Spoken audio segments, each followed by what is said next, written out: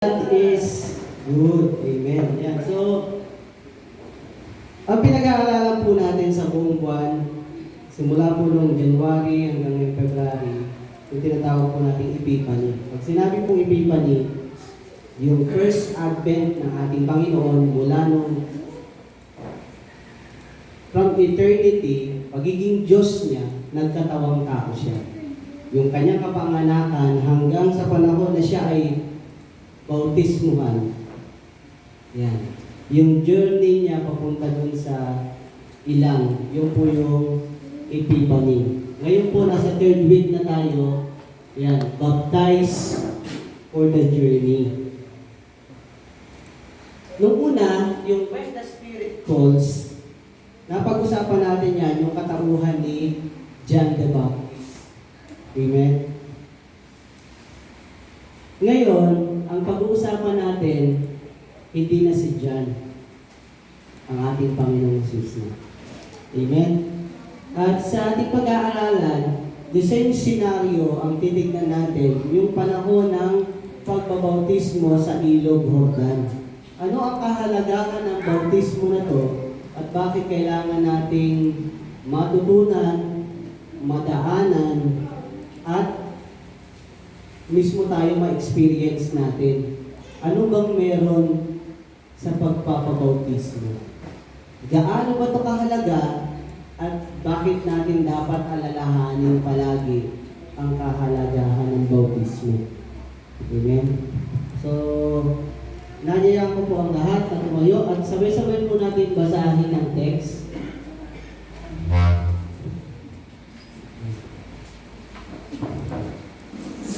Yung verse 11 lang muna, sis. Mayroon ka dito yung nilagay. Ay, isang buo na yung nilagay mo. Sige.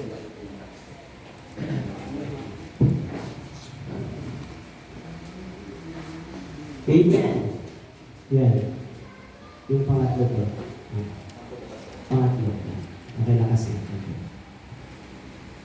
Sabi po sa Marcos Kabanata 1, talatang 11, sabi po ito, narinig niya ang isang tinig mula sa langit at nagsasabi, ikaw ang minamahal kong anak na lubos kong kinalulugdan. Yamang nabasa ang salita ng Diyos, tayo po sumagaling dumako sa pananalaman.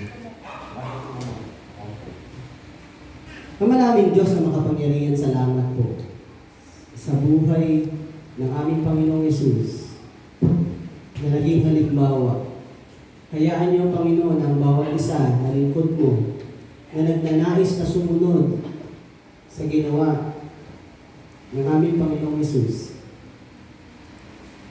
Give us this power, give us this kind of spirit that you want us to have, Lord God, na masunod namin yung kalooban mo.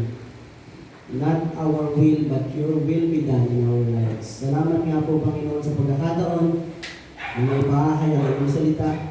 Kayo po ang kumilos, kayo po ang maluwalhati sa kalagitnaan. Ito po kami sa magdalangin sa pangalan ni Jesus. Amen! Yan. Malaki na po makaupo ang bawat isa. Ayan. Sa ating pong pag-aaral patungkol sa bautismo, ay bibigyan ko lang po ng medyo background, yung ibig sabihin ng bautismo. Yung iba sa atin dito na bautismuhan na, yung iba hindi pa. At bakit ba kailangan yung bautismo? Ibig sabihin po, pagka tayo po ay magpapabaptize o bautismo, yung po ay pagpapahayag ng ng kamatayan ng ating Panginoon at ng kanyang muling pagkabuhay. Ibig sabihin nun, kung ano yung pinagdaanan ng Panginoong Yesus, if we consider ourselves as the follower of Christ, pag sumunod ka sa Panginoong Yesus, dadaan ka din doon. Mamamatay ka rin bilang ikaw, yung kasalanan mo, yung lahat ng ginagawa mo, ililibing mo na yun. At yung muling pagkabuhay ng ating Panginoong Yesus, muli ka rin nabuhay. Pero hindi na ikaw yung dating ikaw. Dapat ang nabubuhay na sa iyo ngayon ay ang Espiritu ng ating Panginoong Hesus na nanahan dyan sa puso niya. At kung yun ay naisagawa na natin sa buhay natin, at tinatanong natin ang sarili natin, bakit ganito pa rin ako? Ibig sabihin, parang Katoliko lang din ang nangyari. Ritual lang ang nangyari. Hindi talaga nailagay sa puso ang kahalagahan, ang tunay na kahulugan ng bautismo. Ngayon, titigyan natin mabuti ang kahalagahan nito na dapat isinasapamuhay natin lahat. Amen? So, yan. Sa verse 8, ang sabi po, yan. Yan. He will, yan. Binabautismuhan ko kayo sa tubig, ngunit binabautismuhan niya kayo sa Espiritu Santo. Amen? Ang nagsasalita po dyan ay si Apostol Juan, yung John the Baptist. So, napag-aralan natin na siya yung tinig mula sa ilang, inihahanda niya ang daraanan ng ating Panginoong Hesus. So, siya ay nagbabautismo dun sa Ilog Jordan para ano? Para bautismuhan sa tubig. Amen? Pero ang ating Panginoong Hesus, nagbabautismo sa pamamagitan ng Espiritu Santo. Naniniwala po ba tayo na ang Espiritu ng Diyos nasa sa atin niya? Pag tinanong natin sarili natin, meron na nga ba? Nararanasan ko na nga ba? Amen?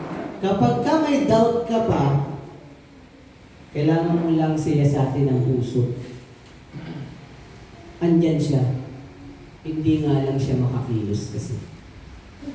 Kaya hindi natin nararanasan ang kapangyarihan ng Espiritu Santo kasi ito yung kasunod na dapat nating makita at napakahalaga para makakilos ang Espiritu Santo. Sige, verse 9. Yan. Sabi, binabautismuhan niya kayo sa Espiritu Santo. No, so, nung nagpabaptize tayo, we declare, pinakita po natin sa lahat ng tao, yung kasama natin na nag-swimming doon, kung anong time man kayo, hindi lang po ligo ang ginawa natin doon. Bautismo. Ibig sabihin ng baptism, with all the witnesses, lahat ng nakakakita sa iyo, mga kapatiran natin, at yung ibang taong nandun na naliligo, nakita nila na merong isang tao na sumuko sa Panginoon at idiniklara, patay na ang dating ako. Amen? Yun po ang ibig sabihin nun. Hindi ka nahiya sa maraming tao kasi tumayo ka sa pananampalataya mo na hindi na ikaw ang dating ikaw. Ngayon, ang tanong, yung dating ikaw ba nagmumulto ngayon? Yung dati bang ikaw patuloy pa rin namumuhay? Ibig sabihin nun, nagmumulto yung dating ikaw. Na dapat hindi na ganun ang pamumuhay na nakikita sa ating lahat. Amen? So, paano mangyayari na ang bautismo ng Espiritu Santo ay maranasan natin? Na makakilos ang Espiritu Santong nasa sa atin na nung nabautismoan tayo. Ito po yung kasunod. Sabi diyan, sa verse 9, hindi nagluwat, ang lalim ha, hindi nagluwat, dumating si Jesus mula sa Nazaret, Galilea, at siya ay binautismohan ni Juan sa Ilog Jordan.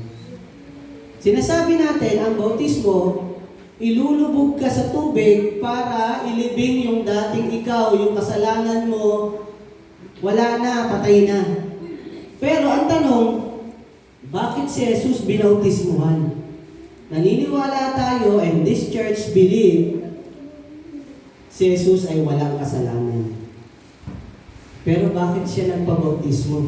Meron bang kasalanang dapat linisin sa kanya? Ang sagot, wala. Pero bakit kailangan magpabautismo ni Jesus? Punta tayo sa verse sa Matthew, sa book ng Matthew. Dito kasi maganda yung pahayag ni ni Matthew dahil nakapokus siya sa kingdom of God. Yung paghahari ng Diyos sa sangkatauhan. Ang sabi mo rito, yan. Ito yung account na pinag-aralan natin si John.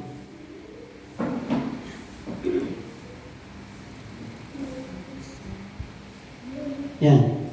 Dumating si Jesus sa Ilog Jordan mula sa Galilea upang magpabautismo kay Juan.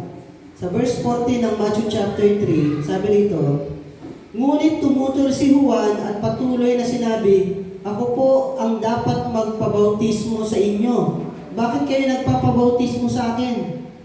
Kita niyo po yun, nagkaroon ng conversation. Ayaw gawin ni Juan yung tungkulin niya. Dahil kilala niya kung sino itong nasa harapan niya. Siya dapat ang magpabautismo. Ano sabi ng Panginoong Yesus? Subalit sumagot si Jesus, hayaan mong ito ang mangyari ngayon sapagkat ito ang nararapat nating gawin upang matupad ang kalooban ng Diyos. Kaya pumayag din si Juan. Very vital message of God to each one of us. Napakahalagang mensahe. Ang sabi po ron, kaya nagpabautismo ang ating Panginoong Yesus, unang-una, para maganap ang kalooban ng Diyos. Kung tayo ang tatanungin, nagaganap ba ang kalooban ng Diyos sa buhay mo? Sa buhay ko? Kapag hindi nagaganap, may problema. Bakit? Ito ang sabi. Hayaan mong ito ang mangyari ngayon sapagkat ito ang nararapat nating gawin upang matupad ang kalooban ng Diyos. Ito ang nararapat nating gawin. Ibig sabihin, kung ano ang kalooban ng Diyos, yun ang dapat nating gawin. Amen? Kung tutuusin, exempted ang Panginoong Jesus, wala naman siyang kasalanan eh. Pero bakit ginawa niya pa rin? Kasi yun ang nararapat gawin. Most of the time, we listen things. Kinukompute natin, pinag-aaralan natin, gagawin ko ba to o hindi? Tama ba to o mali? And when the Spirit of God within you ay nasasakal. Bakit? Kasi nananaig ang talino natin na parang sinasabi natin sa Lord, mas magaling ako kaysa sa iyo. Kaya yung Espiritong nandyan, hindi makakilos ng mabuti. And then we question God, bakit ganito nangyayari sa akin? Alam natin yun sa sarili natin, when the Spirit grieves. Kapag ang Espiritu Santo na namimighati, alam natin yun. Kasi, during the time of making decision, habang nagdidesisyon ka kung gagawin mo ba yun o hindi, kinakausap ka ng Espiritu Santo eh. Sinasabihan ka na ito dapat yun eh. Pero sinasabi natin sa Kanya, ito yung alam kong tama. And that is the very vital part of being a Christian, of being a follower of Christ. Ito yung sinasabi ng Lord, pero meron ka kasing ibang idea. Amen? Ayan, no? Dito kay Mark, conclusion na eh. Ang sabi, siya'y binautismuhan ni Juan sa ilog. Ibig sabihin, kahit nagre-refuse si Juan na bautismuhan ng Panginoong Jesus, pero mula sa Panginoon, sinabi niya, ito ang nararapat nating gawin. Napakahalaga po yung salitang ito ang dapat nating gawin. Mula mismo sa Panginoong Jesus, kung ano yung sinabi ng Lord, siyang dapat mangyari. Kaya lagi kong ine-emphasis yung sabing, sino ba ang hari ng buhay mo? Sino ba talaga ang nasusunod sa buhay mo? Sabi nga, ang utos ng hari, hindi nababali. Pero kapag ka lumabas na tayo sa church, sino na nga ba talaga ang nasusunod? Ang Lord ba o ikaw? Amen? Dito sa pagpapabautismo, kaya bang isuko talaga yung kasalanan? Parang ang hirap-hirap. Simula kasi nung nagkaisip ka, nagustuhan mo yung bagay na yun, tapos ngayon sasabihin sa'yo ng Lord, mali yan. Sino ngayon ang masusunod? Ikaw o ang Lord? Ang sabi, bakit binabautismuhan ang mga tao? Ang sabi niya, no? Binabautismuhan ko kayo sa tubig bilang tanda ng inyong pagsisisi at pagtalikod sa kasalanan. Yung pala yung purpose ng bautismo. Kaya pala nagpapabautismo ang mga tao para sa pagsisisi sa kasalanan. Paglilinis ng kasalanan, pagsuko. Wala akong problema. Nung bata pa tayo, lagi nating naririnig pag magsisimba tayo, may nagsasabi, simba muna ako, magbabawas lang ako ng kasalanan. Naririnig niyo po ba yan? O ako lang nakakarinig nun? Sabi, simba muna ako, babawas lang ako ng kasalanan. Actually, pagkatapos kong malaman ang salita ng Diyos, hindi pala tayo nagbabawas. Inaalis talaga ng Lord yung kasalanan. Once na isuko mo lahat sa Kanya. Amen? Sino ba ang perfect dito sa mundo? Sabi, si perfecto lang yung pangalan. Pero sa buhay, wala. Pero sa salita ng Diyos, sabi sa 1 John 1:9, 1 John 1:9, ito, madalas ko tinuturo eh. Sabi, subalit kung ipinapahayag natin sa Diyos ang ating mga kasalanan, inaasahan nating patatawarin tayo ng Diyos sa mga ito at dilinisin tayo sa lahat ng ating kasalanan sapagkat siya'y tapat at matuwid. Amen? Ibig sabihin, kailangan lang pala natin talagang isuko, pagsisihan. Dalawang klase po ang pagsisisi. Yung tinatawag na repentance. Pag tayo po kasi nagsisisi, yung iba emosyonal. Bakit emosyonal? Iiyak lang. Tapos, sabihin niya sa Lord, sorry talaga Lord, hindi ko nagagawin ulit. Ayoko na nito. Yung araw na narinig niya yung salita ng Diyos, gumanon siya, umiyak siya. Lahat. Sabi nga, nagalo na yung luha at yung sipon. Pero kinabukasan at sumunod na mga linggo, sumunod na buwan, ganoon pa rin siya. Niloko niya lang yung sarili niya. That is not the true repentance that God wants us to do. Hindi yung nakurot ka ng salita ng Diyos, natanggap mo sa puso mo, pero pagising mo kinabukasan, nakalimutan mo na yung iniyak mo kahapon. Hindi ganoon ang nais ng Panginoon. If you repent to God, talagang taus-puso, mula sa iyong puso talagang kaibuturan ng puso na yan, inihingi mo ng tawad. The same time, at the same moment in time, you decide to change the way of life. Kung ito yung ginagawa mo noon, sugal, sigarilyo, alak, pagmumura, sama ng loob, lahat yan. Sabi mo, Lord, ito na, ayoko na talaga nito. Tapos, hindi ka nahaharap dito, tatalikuran mo na siya. Dito ka na maglalakad ngayon. Doon sa mga lakad na sinasabi ng Lord, ito ang gagawin mo.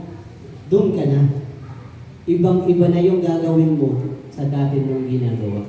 That is the true repentance. Amen? So, kung pagkatapos natin bautismuhan, hinahatak ka pa rin ng sugal dun sa likod. Humahakbang ka na, sabi ng Lord, mag-pray ka. Sabi ng Lord, magbasa ka. Pero hinahatak ka pa rin nung pagmumura mo, yung paglalasing mo. Pero sabi ng Lord, ito, naghahatakan na. Di mo na alam kung paano mo gagawin. Yun pumapasok yung bautismo ng Espiritu Santo.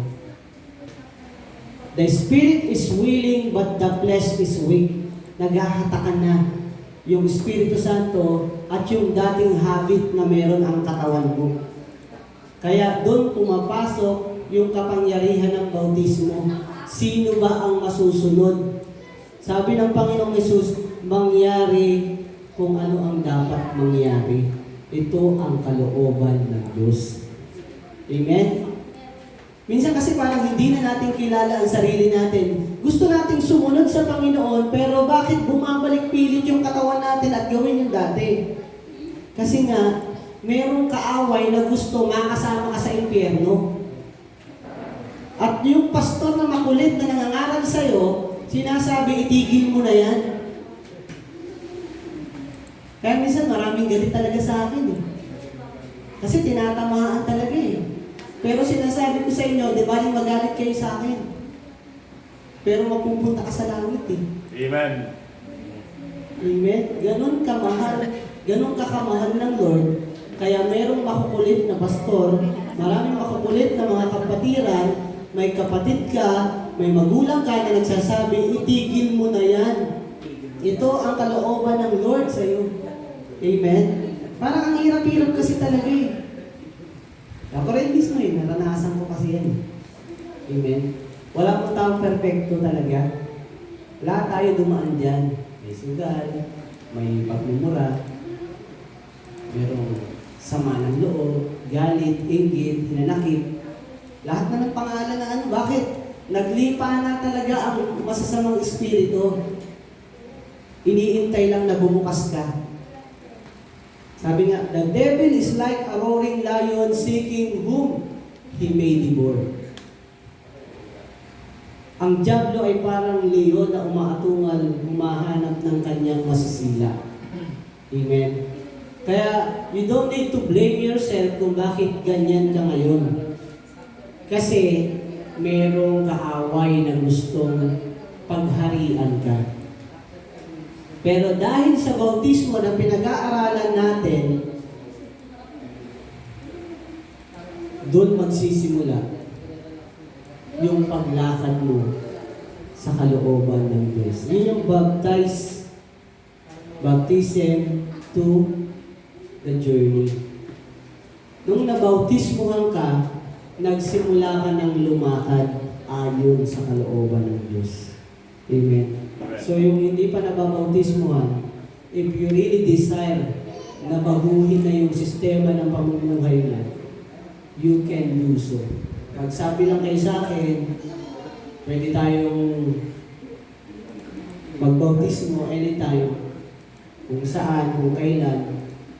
Pero ang church natin, nag-i-schedule once a year lang.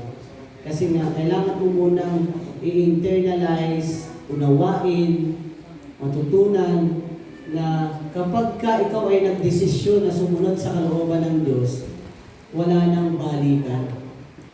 Iiwanan mo na yung dating ikaw. Patay na yung dating ikaw. Ito na, yung lakad papunta na sa langit ang gagawin mo.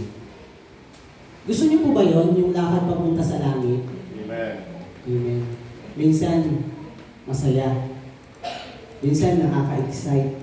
Minsan nakakamangha yung imposible, nakikita mo, nangyayari sa harapan mo. Pero hindi lahat po masaya. Hindi lahat maganda.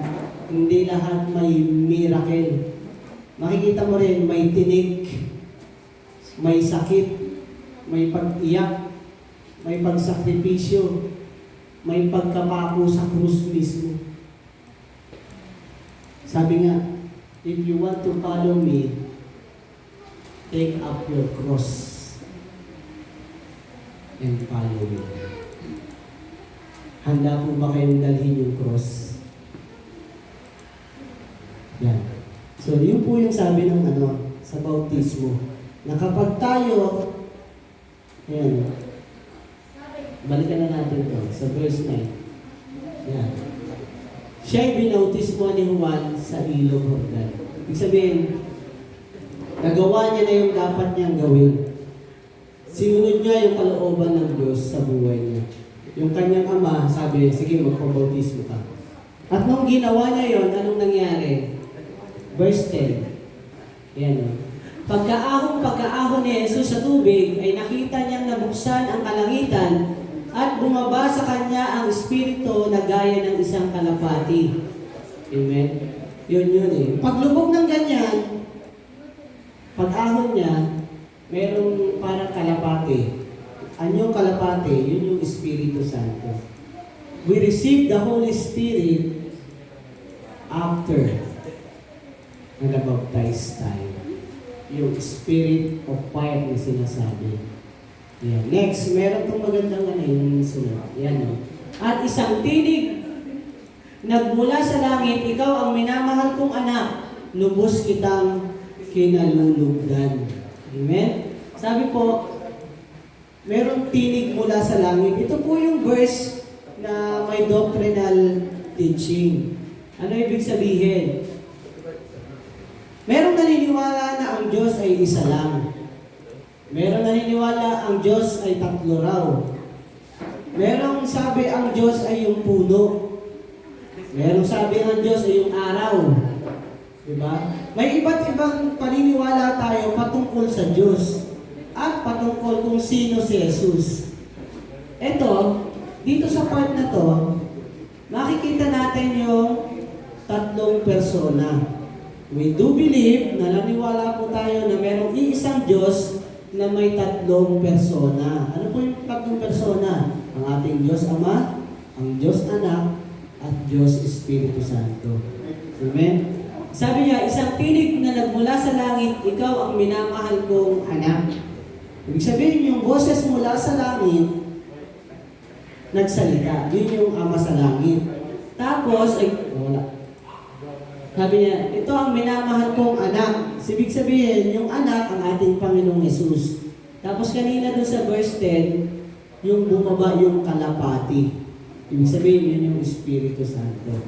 Kaya hindi natin inaalis ang Diyos Ama, Diyos Anak, at Diyos Espiritu. Hindi sila tatlo. Iisang Diyos na may tatlong persona. Parang ako, kaharap niyo ako ngayon, pastor ako. Pero kapag kaharap ako ng mga customer ko, taga-tinda ako ng gas. Okay? Pero pag nasa bahay ako, asawa ako ng misis ko. Parang ganun lang yun. Manuel Camacho pa rin. Ibig sabihin, iisang Diyos, pero may tatlong kapahayagan. Amen? So, mahirap ilagay talaga sa utak natin yung Diyos na kilala natin. Bakit? Itong mundo na to, nilikha niya lang sa pamamagitan ng salita. Ganon siya kamakapangyarihan. Tapos ilalagay natin dito sa napakaliit na utak natin ng Diyos. Hindi talaga kaya, basta-basta. Makakayanan natin gawin yon sa pamamagitan ng pananampalataya. Amen. Dahil narinig mo siya, panampalatayahan mo siya. Amen? Kasi hindi pwedeng, meron kasi paniniwala na sabi, oneness. Iisa lang talaga ang Diyos. Ibig sabihin, yung nagsalita na, ikaw ang minamahal kong anak, yung nagsalita sa langit, siya din yun. Siya din yung anak, siya din yung Espiritu. Isa lang talaga. So parang, ang hirap i-justify. Marami kang babanggaing turo sa salita ng Diyos kung yung Ama at yung anak at yung Espiritu ay talagang walang pinagkaiba, isa lang talaga. Ibig sabihin, pagkatapos niyang magsalita doon sa taas, bumaba siya ulit, nagpabautismo. Tapos may nag-amin na naman siya. Hindi, tatlong persona kasi talaga yan. Amen. So, malalim na katuruan kasi ang Trinity. At mapagdadaanan natin yan along the way sa mga Bible study. Hindi kayang itakil yan dito basta isahan lang. Amen? So, yun. Isang mahalaga na nais kong bigyan ng tikin. Una, kailangan natin magpabautismo to declare and to confess and to repent in all our sins. Kung hindi pa natin nagagawa yun, isuko na natin yung buhay natin. Kasi ang kapalit nun, buhay na walang hanggan. At pagpapakita ng yung pagsunod. Amen? Maging ang ating Panginoong Yesus, kahit exempted siya dahil wala siyang kasalanan, pero ginawa niya pa rin ang kalooban ng kanyang Ama sa langit. Kung siya na walang kasalanan nagpabautismo, sino tayo para hindi gawin yun? If we want to follow Christ, susundin natin kung ano yung ginawa niya para yung Espiritu Santo ay manahan sa atin at makakilos tayo ayon sa kalooban niya. Amen? So, tuloy natin sa verse 12. Ayan. Pagkatapos sa kapangyarihan ng Espiritu, si Jesus ay pumunta sa ilang. Verse 13. Ayan. Nanatili siya roon ng 40 araw at doon tinukso siya ni Satanas. Doon ay may mababangis na hayop, ngunit si Jesus ay pinaglingkuran ng mga anghel. Amen. Yun na yun baptism to the journey. Yan na, nagpunta na siya, naglakbay na siya, papunta sa ilang. Ibig sabihin po, sa pagsunod natin sa ating Panginoong Jesus, after we are baptized, pagkatapos natin magpabautismo, diyan na natin pasisimulan ang lakad ng pagiging mananampalataya. Sabihin, naglalakad ka na papunta sa eternal life. Ano ba yung meron sa langit? Ano ba yung merong pinapahalagahan sa langit? Yung ginagawa po natin ngayon na pag-awit, pagsamba, pagka nandito tayo tuwing linggo, practice na po yun. Bakit? Kasi hindi ka taga-lupa, taga-langit ka. Sabi mo sa katabi mo, baka hindi niya alam, taga-langit ka. Amen? Ano bang ginagawa sa langit? Umaawit ng papuri sa Diyos. Amen? Kaya kapag ka ikaw hindi umaawit sa Lord, kanino ka umaawit? Amen? Diba? Para kanino yung awit mo? Ibig sabihin, bilang anak ng Diyos, dapat ang ginagawa mo ay papurihan ang Diyos na dakila. Amen? Kaya ito po yung lakad na to na sinasabi journey. Yan po yung ating bibigyan ng pansin sa mga, ayan, anniversary natin po sa susunod na linggo, di ba? Sunod linggo na? Ang galing talaga ng kaaway eh. Wala tayong practice. Ang target niya ikaw. Tayo. Di ba? Mag-anniversary, ang daming problema sa bawat member natin. Kasi nga, gusto ng kaaway, huwag ka magsimba. Gusto ng kaaway, pabagsakin ang pananampalataya mo. Gusto ng kaaway, guluhin ang isip mo para huwag mong sambahin ang Diyos. Totoo yung sabi ng Sister Gay. Mahirap talaga tumayo kapag mabigat.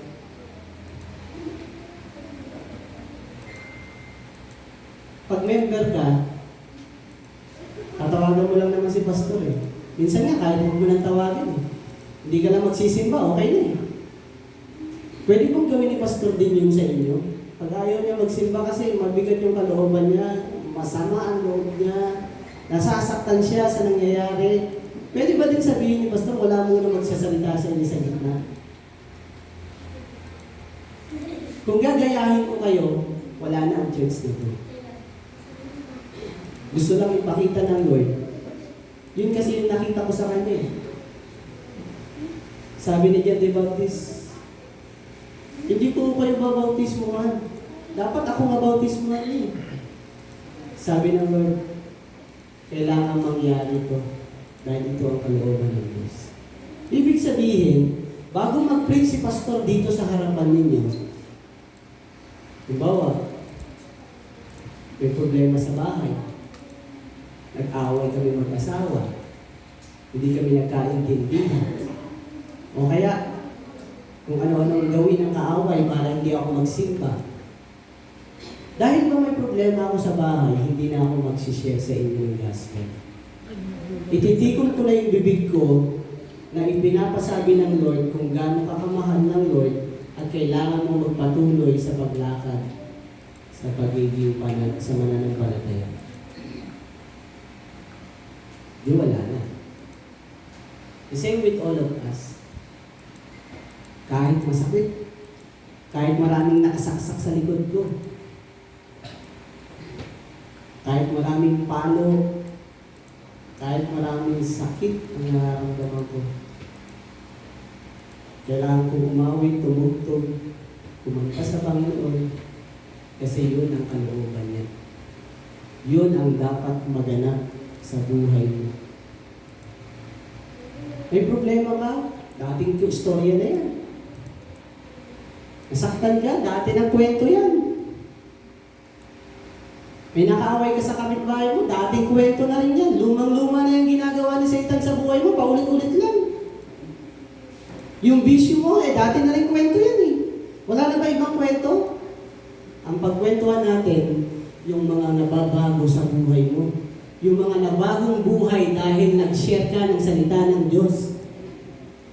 Yung nagpunta ka sa Bible study at maraming tumalikod sa kasalanan nila dahil nag-share ka. Yun ang mga bagong kwento na dapat maririnig natin. Yung mga dating walang pag-asa na pumunta ng langit, ngayon lumalakad na at nagpupuri sa Diyos dahil sa iyo. Dahil ginawa mo ang kalooban ng Diyos. Tama na yung mga dating kwento, paulit-ulit lang yun eh. Sana may bagong kwento ka sa Lord. Lord, ito yung kasama ko. Gusto ko talaga mabago ito. Amen? Bagong kwento ang galing mo sa Lord. Tama na yung dati. Huwag ka namang padaya sa kaaway. Paulit-ulit lang. Amen? Nanayaan ko po ang lahat na tumayo. At habang inaawit natin yung kinanta ni Sister Nene, ulitin natin yung sabing ikaw ang maghari. I-desire po natin sa puso natin, katulad ng ginawa ng ating Panginoong Yesus. Bilang pagsunod sa Kanya, dapat ang Lord ang naghahari sa buhay mo. Sa buhay nating lahat.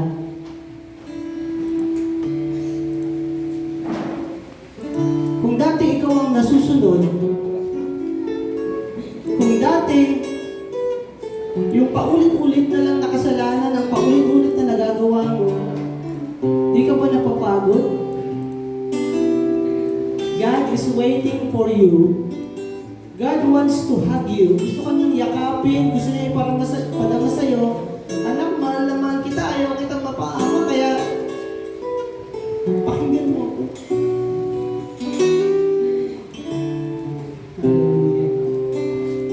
Kung gusto mong isuko ang lahat ng pagkukulang mo, kasalanan mo, at gusto mo ang Lord ang mag-ari, kausapin mo siya. Lumapit ka sa Kanya.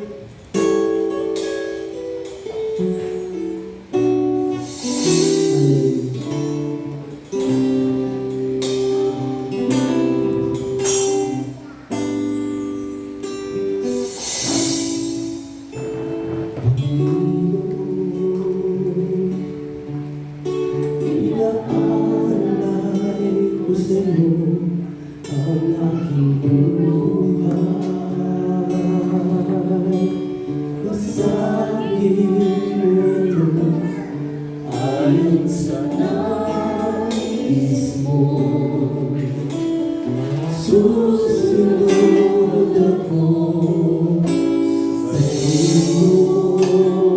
iyo.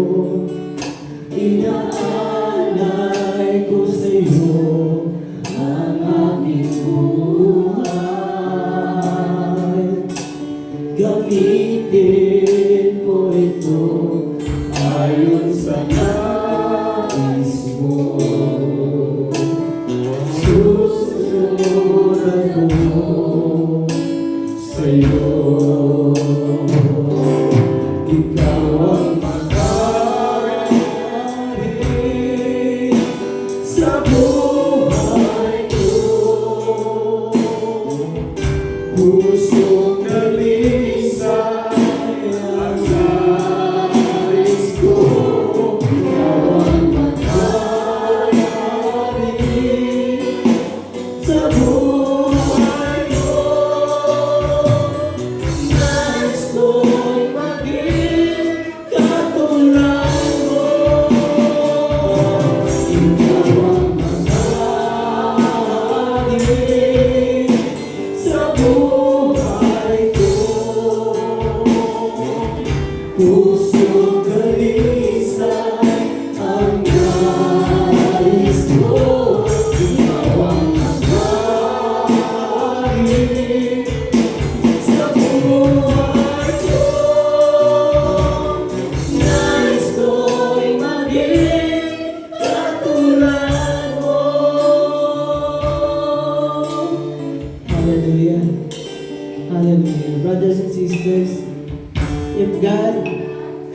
is dealing with you right now, kung ikaw ay kinakatagpo ng ating Panginoong Jesus, do not harden your hearts. Huwag mong hayaan na patigasin mo ang puso na yan.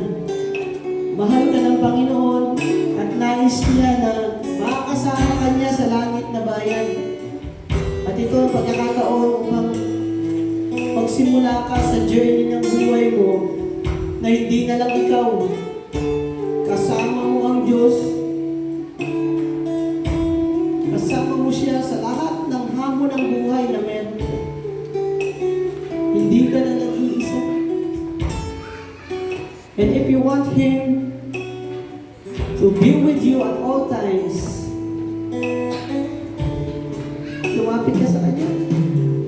Isuko mo lang.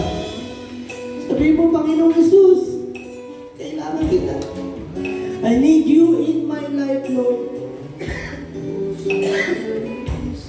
Maghari ka sa buhay ko, sa isip ko, sa salita ko, at sa mga ginagawa ko, sa anak buhay ko, Lord God. I want you to be in my life, Lord God. Itataas kita sa anak buhay ko, sa pamilya ko, Lord God.